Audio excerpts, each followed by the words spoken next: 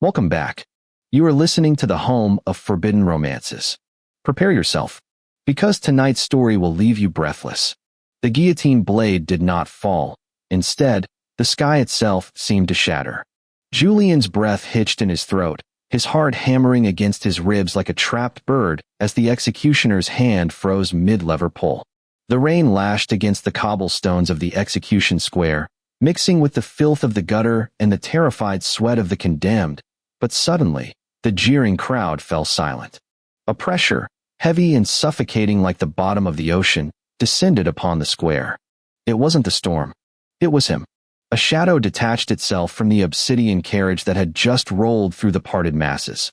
A figure so imposing that even the rain seemed to curve around him, refusing to touch his pristine, charcoal suit. Julian, bound by silver chains that burned his skin, looked up through his matted silver hair and felt his blood run cold. He knew that aura. It was the target he had failed to kill. It was Grand Duke Valerian. The executioner, a hulking brute of a man, trembled, his grip slipping from the lever. My lord, he stammered, bowing so low his forehead scraped the mud. We did not expect. Silence, Valerian whispered. The word wasn't loud, yet it cut through the thunder like a whip crack. Valerian ascended the wooden stairs of the scaffold, his movements fluid and predatory, a panther stalking wounded prey. He ignored the executioner entirely, his crimson eyes locking onto Julian. Julian tried to snarl, tried to summon the defiant fire that made him the guild's best hunter, but his body betrayed him. The proximity of the vampire, an ancient, a creature of pure darkness, triggered a primal instinct to freeze. Valerian stopped inches from where Julian knelt. He reached out, a gloved hand tilting Julian's chin up. The leather was cold, but the grip was iron. A waste, Valerian murmured, his voice a velvet baritone that vibrated in Julian's chest. To spill such rare vintage into the mud. Go to hell, Julian spat, the rain dripping from his nose. Kill me and be done with it. Valerian's lips curled into a smirk that didn't reach his eyes. Death is a mercy, little hunter, and I am not feeling particularly merciful tonight. He turned to the executioner. Cut him down. He belongs to the house of Nyx now. But the law. The executioner began, then choked on his words as Valerian glanced at him. I am the law. The chains were severed. Julian collapsed, his legs numb from hours of kneeling, but before he hit the wet wood, strong arms caught him. He was hauled up against a chest as hard as marble. He struggled, weak and disoriented, but Valerian simply lifted him as if he weighed nothing more than a feather. Struggle all you wish, Valerian whispered against the shell of his ear, sending a shiver down Julian's spine that had nothing to do with the cold. But know this, you walked into my city to take my life. Now, your life is mine to spend. The carriage ride was a masterclass in suffocating silence. The interior was upholstered in crushed black velvet, smelling of ozone, expensive cologne, and the metallic tang of dried blood. Julian sat on the floor. Valerian had not permitted him the seat, his wrists bound again, this time with a silk rope that was deceptively strong. Julian watched the vampire from beneath his lashes. Valerian sat with one leg crossed over the other, reading a dossier by the light of a floating mage lamp. He looked every bit the aristocrat. Sharp jawline, raven black hair swept back from a pale, high forehead, and eyes the color of fresh arterial blood. He was beautiful.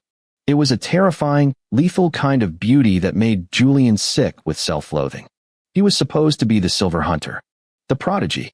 He had infiltrated the vampiric citadel with a singular mission: drive a stake of consecrated hawthorn through the Grand Duke's heart.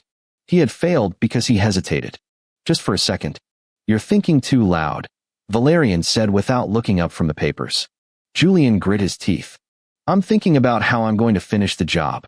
Valerian closed the dossier and tossed it onto the seat beside him. He leaned forward, his elbows on his knees, bringing his face level with Julian's. You had your chance in the opera house. You were in the rafters. You had the shot. Why didn't you take it? Julian looked away. The wind shifted. Liar, Valerian crooned. He reached out, his fingers brushing the bruised skin of Julian's neck where the silver collar had been. You saw the child. The human child I shielded from the falling debris. Julian's head snapped back. You're a monster. Monsters don't save humans. And hunters don't hesitate, Valerian countered smoothly. Yet here we are. A monster who saves, and a hunter who fails. He grabbed Julian's jaw, forcing him to look into those hypnotic red eyes. Do you know why I bought you, Julian? Julian swallowed hard. To torture me.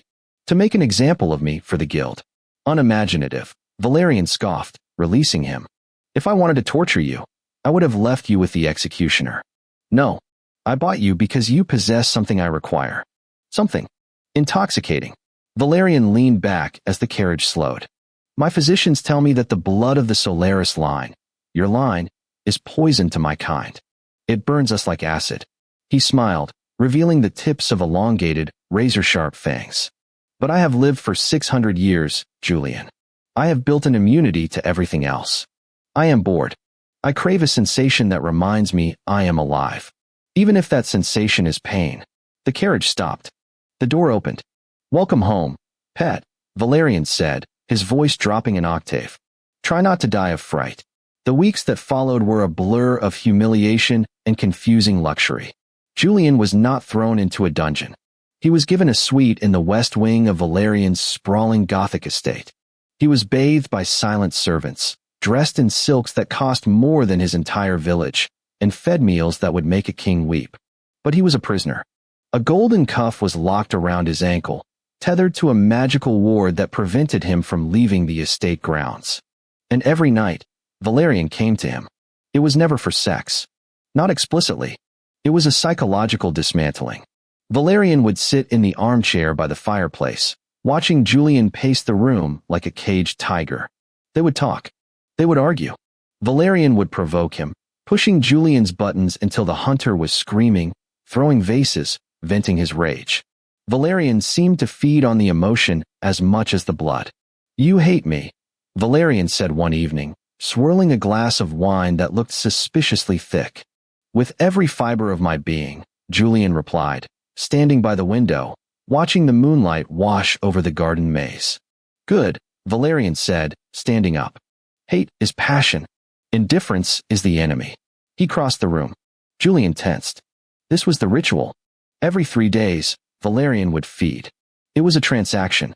Valerian claimed it was necessary to build his tolerance to the poison of Julian's blood. Julian knew it was a power play. Valerian stood behind him. Julian could feel the cold radiating from the vampire's body. Tilt your head, Valerian commanded. Go to hell. Valerian chuckled, a dark, low sound. One hand wrapped around Julian's waist, pulling him back against the hard wall of his chest. The other hand entangled in Julian's silver hair, yanking his head back to expose the throat. So defiant, Valerian whispered against the pulse point. It makes the blood taste sweeter. When the fangs pierced, Julian couldn't help the gasp that tore from his throat. It hurt, a sharp, stinging puncture, but then came the venom. Vampire venom was a narcotic, a paralytic meant to keep prey docile. But on a Solaris hunter, it reacted differently. It felt like liquid fire meeting ice. Julian's knees buckled. Valerian held him up effortlessly, drinking deep, rhythmic pulls. The sensation was overwhelming, a violation that felt confusingly intimate. Julian's hands clawed at Valerian's forearms, not pushing him away, but gripping him for anchorage. The world narrowed down to the heat of Valerian's mouth and the cold of the night air. Valerian pulled away with a wet, sucking sound. He licked the wound closed, his tongue rough against the sensitive skin. Julian sagged against him, panting, his vision swimming. See, Valerian murmured, wiping a stray drop of blood from his lip. You survive. You are getting stronger, Julian. And so am I. He turned Julian around. For a moment, the mask slipped. Valerian looked at him not with hunger, but with something akin to obsession. His thumb traced Julian's lower lip. Why do you stay? Valerian asked softly. It was a trap of a question.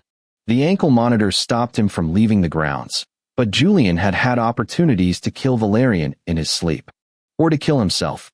Because, Julian rasped, his eyes hazy. I'm going to be the one who watches you burn. Valerian smiled, genuine and terrifying. I look forward to it. The turning point came a month later, on the night of the Blood Moon Ball. Valerian had insisted Julian attend. He dressed the hunter in a suit of midnight blue velvet with silver embroidery, a mockery of his hunter colors.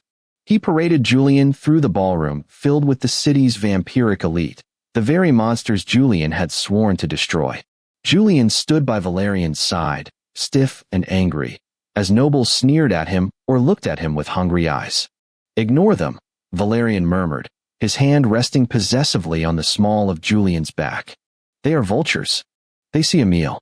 I see a masterpiece." "I am not your masterpiece," Julian hissed. "No," Valerian agreed. "You are my undoing. There is a difference." Suddenly, the heavy double doors of the ballroom blew inward with a deafening crash. The music died. Lord Cassius, Valerian's greatest rival, strode in, flanked by a dozen rogue vampires. Cassius was a brute, a creature of rot and decay, lacking Valerian's elegance, but possessing immense raw power. "Valerian," Cassius bellowed, "you harbor a Solaris hunter, a violation of the ancient pact." "He is my property," Valerian said calmly, stepping in front of Julian. The air in the room grew heavy, crackling with Valerian's aura. "And you are trespassing." "I am here to cleanse the city," Cassius sneered. "Kill the hunter. And if Valerian stands in the way, kill him too." Chaos erupted. The ballroom descended into a blur of violence. Valerian moved like a blur of shadow, decapitating two rogues before they could even draw their weapons. But there were too many. Cassius was ancient, nearly as strong as Valerian, and he had brought sorcerers. Chains of dark magic erupted from the floor, binding Valerian's arms. He roared, his eyes glowing furiously, shattering the chains with a burst of telekinetic force, but the distraction cost him. Cassius lunged, a blade of cursed obsidian aimed at Valerian's heart. Julian watched, frozen. This was it. This was the moment.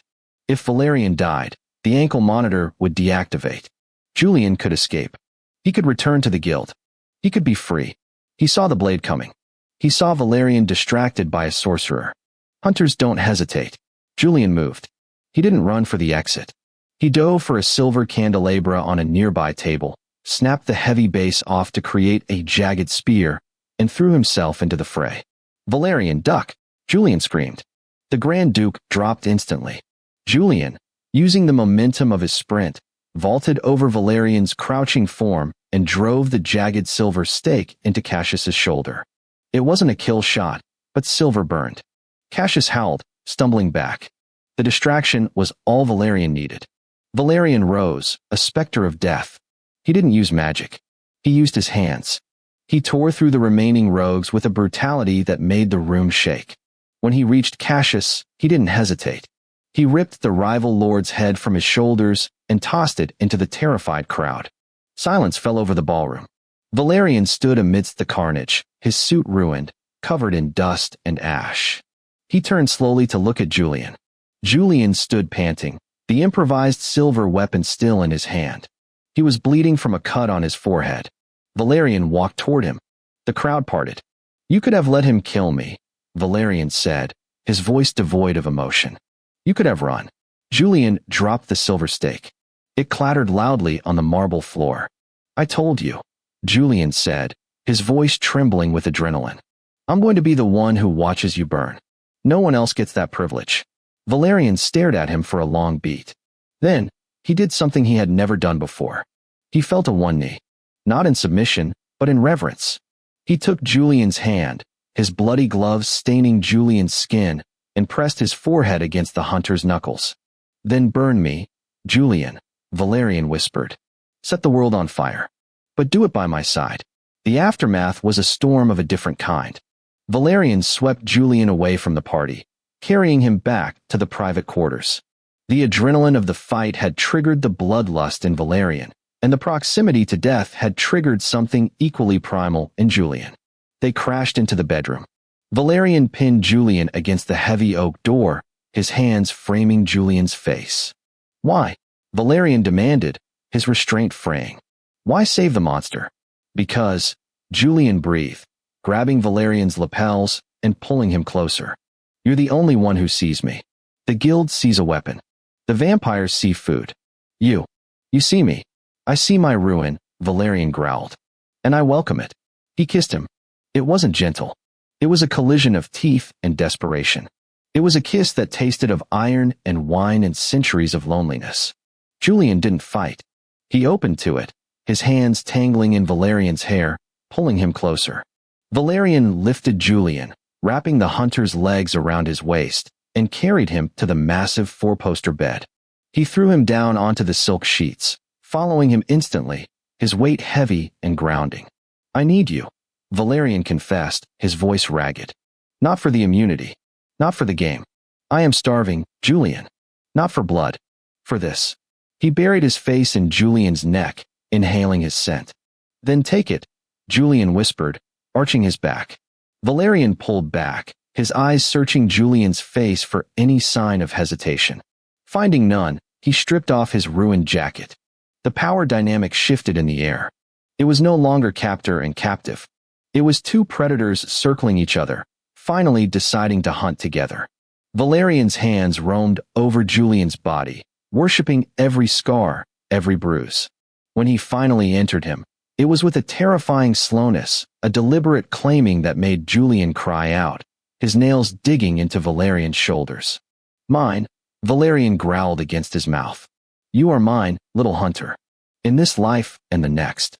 "Yours," Julian sobbed, the pleasure overwhelming his senses. "I'm yours." As the night wore on, the lines between enemy and lover blurred until they vanished completely. Valerian marked him, biting his shoulder, his neck, sealing a bond deeper than any magic.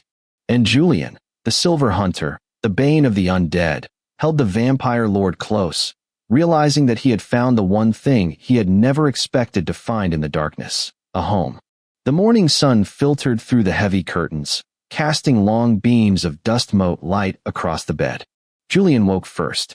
He felt the weight of Valerian's arm draped over his waist. He looked at the ankle cuff. It was gone. Julian sat up, his heart skipping a beat. On the bedside table sat a small velvet box and a note written in elegant, sweeping script. Asterisk, the door is open. The choice is yours. Asterisk. Julian looked at the door. He could leave. He could run back to the guild, tell them everything, maybe even lead a strike team here. He looked back at Valerian. The vampire was asleep, looking younger, his face softened in repose. The monster who had saved a child. The tyrant who had knelt before him. Julian opened the velvet box. Inside was a ring, a band of black steel inset with a gemstone that glowed like a captured star. It wasn't a slave collar. It was a consort's ring, the crest of the House of Nyx. Julian picked up the ring. He felt the phantom pain of the bite marks on his neck, a reminder of the night's passion. He thought of the hypocrisy of the guild. He thought of the way Valerian had looked at him, like he was the only thing in the world that mattered. He slid the ring onto his finger. Valerian's eyes opened. He hadn't been asleep. He had been waiting. "You stayed," Valerian said, his voice rough with sleep. Julian lay back down, resting his head on Valerian's chest. He held up his hand, letting the light catch the ring. "I told you," Julian murmured, closing his eyes. "I still have to watch you burn. It's going to take a long time." Valerian wrapped his arms around him, pulling him tight. "I have eternity, Julian. And now, so do you." And that is how the viper tamed the wolf. Or perhaps, how the wolf finally caught the viper. If you enjoyed seeing Valerian lose his composure for love, destroy that like button. And tell me in the comments, would you forgive a captor who gave you the keys to his kingdom, or would you have used that open door to run? I'll be reading your answers. Subscribe for the next chapter. Until then,